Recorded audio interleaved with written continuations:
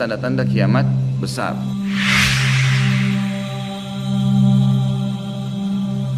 Ada 11 yang disepakati tanda-tanda kiamat besar, sebagaimana disebutkan di dalam hadis riwayat Imam Muslim.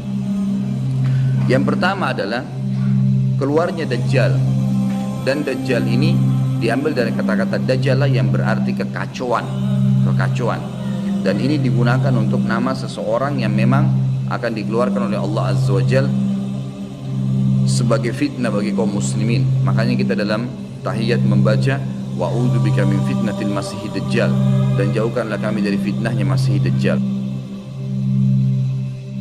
Yang kedua adalah sementara Dajjal membuat kerusakan di muka bumi, maka akan keluar Mahdi, yang kata Nabi SAW akan keluar seseorang yang sama namaku, Muhammad bin Abdullah, akan sama paras wajah dan poster tubuhku, sama persis dengan Nabi SAW, alisnya, matanya, kulitnya, dan dari keturunanku, dari kota Madinah.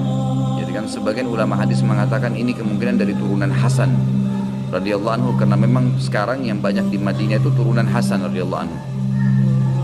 Maka dia akan keluar dan Allah mengubahnya dalam sehari semalam.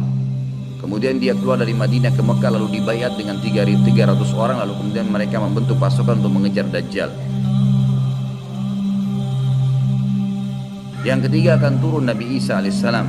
Pada saat pasukan Mahdi sudah sampai di masjid, ya, Menara Putih, dikatakan, dan subhanallah, masjid itu kata ulama hadis ada sekarang di Damaskus, di ibu kota Syria. Ada masjid yang disebutkan Menara Putih, dan Nabi SAW sebutkan dengan nama Menara Putih. Nanti mereka akan singgah sholat asar situ, lalu Isa alaihissalam turun. Kemudian setelah itu, setelah Isa alaihissalam ya, datang turun kemudian memerangi Dajjal, datang tanda-tanda hari kiamat. Yang keempat adalah Ya'juj wa Ma'juj, dua suku yang dari anak Adam diciptakan oleh Allah Subhanahu wa taala, tapi mereka berbeda dengan kita. Mereka sangat beringas, memakan semuanya, kalajengking, ular, hewan-hewan, jumlahnya banyak. Bahkan seseorang di antara mereka tahu kalau akan mati kalau seandainya sudah memiliki 1000 orang anak. Dan mereka akan membuat kerusakan, membunuh semua yang ditemui. Kafir, beriman, tidak ada urusan. Selain mereka akan dibunuh. Ini ada ciri-cirinya. Ya, ada ciri-ciri akan saya sebutkan nanti. Ringkas cerita, mereka akan buat kerusakan dan Allahu a'lam berapa lama di situ.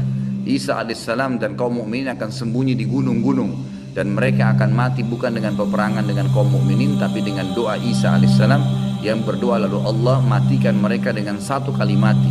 Maka semua miliaran orang yang Ya'juj ini mati tiba-tiba. Kemudian Isa alaihissalam pun berdoa kepada Allah agar dihilangkan jenazah mereka, karena seluruh bumi ini dipenuhi dengan jenazah mereka. Sampai disebutkan dalam hadis, mereka akan turun di sebuah sungai Tibriyah di wilayah Syam. Mereka minum sungai tersebut. Orang terakhir mereka datang sudah nggak temukan lagi ada airnya, saking banyaknya jumlahnya. Dan saya pernah tanyakan ke dosen saya sendiri waktu tingkat 3 kuliah bicara masalah Ya'juj Ma'juj ini. Saya bilang, Syekh, apakah ada orang dari kita yang ikut dengan pasukan mereka? Maka syekhnya mengatakan sama sekali tidak ada. Karena kita beranjak daripada hadis Nabi SAW, seseorang yang antara mereka tahu dia akan mati kalau sudah punya 1000 orang anak, dan mereka akan membunuh semua selain mereka. Jadi ada ciri khasnya sendiri.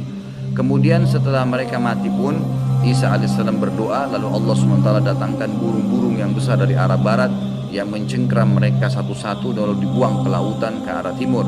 Kemudian Allah turunkan hujan yang membersihkan kotoran-kotoran mereka. Setelah berjalannya waktu, maka akan terjadi orang-orang kufur kembali kepada risalah langit.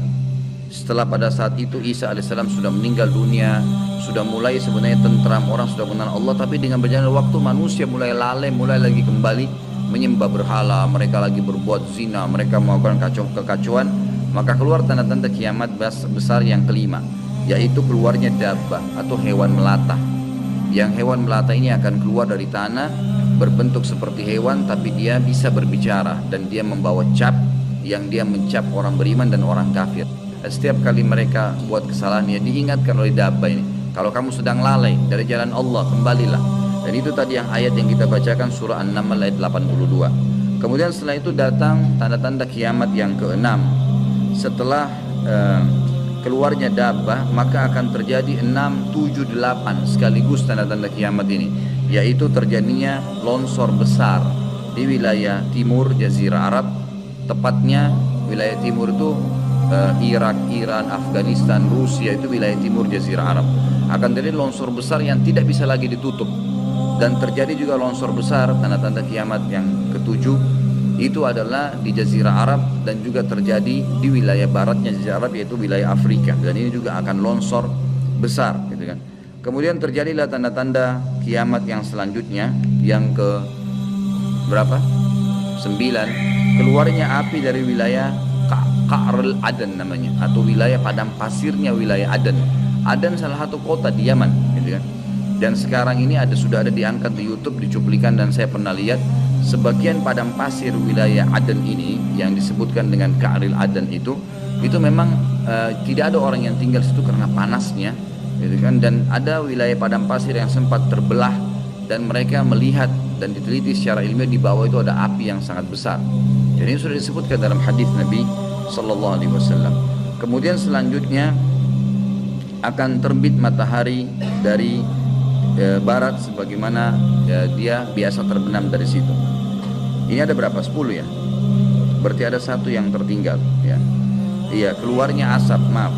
Jadi sebelum terjadinya longsor 6, 7, 8 tadi, yang keenamnya itu adalah kelihatannya kabut. Di seluruh muka bumi ini akan terjadi kabut yang menutupi bumi ini, dan semua dunia ini akan melihat kabut itu dalam beberapa waktu. Inilah 11 tanda-tanda kiamat besar.